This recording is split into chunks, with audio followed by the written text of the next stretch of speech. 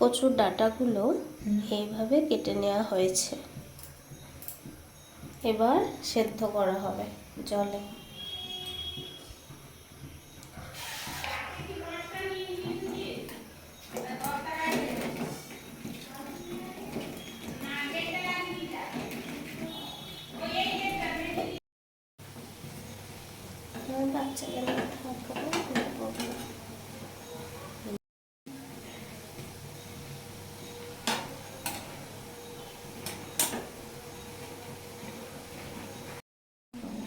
এইভাবে কচুটাকে সেদ্ধ করে নিতে হবে। মোটামুটি 10-15 মিনিট সময় লাগবে এখানে যে পরিমাণ আছে। এই জলটাকে ভালো করে ছেঁকে ফেলতে হবে।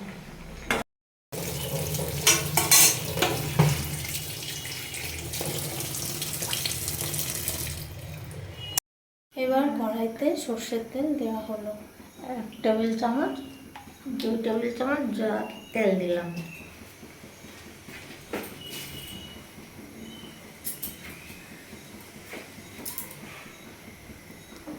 তেল গরম হয়ে গেলে ফোড়নে 5 ফোড়ন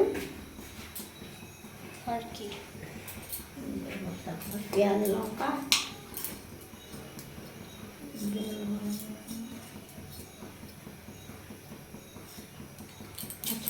5 ফোড়ন দেওয়া হলো।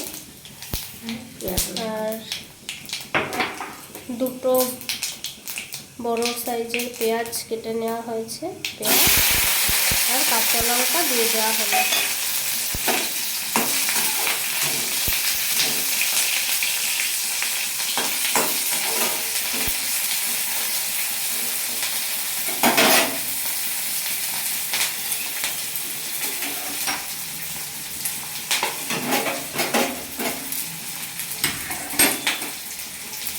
কতক্ষণ ভাজতে হবে? ওই তো ভাজা হচ্ছে, পেঁয়াজটা একটু লাল লাল হয়ে গেলে পরে তার মধ্যে নুন অ্যাড করে দেবো।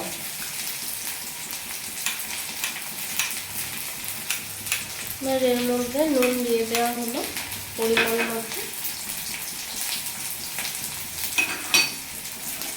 হলুদ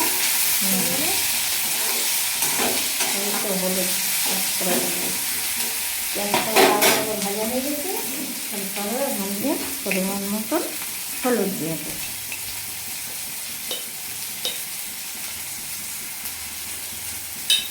হলুদ দিয়ে এবারে শাকটাকে দিয়ে দেবো।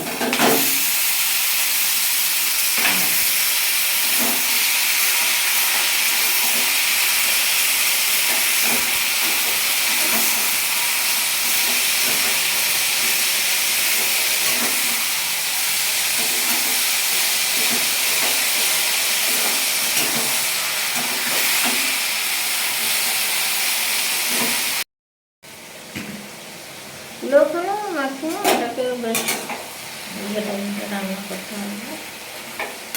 কচুর শাক হতে অনেকটাই সময় লাগে। এইভাবে লো ফ্লেমে এটাকে ভাজতে হবে। মোটামুটি 30-35 মিনিট সময় তো লেগেই যাবে।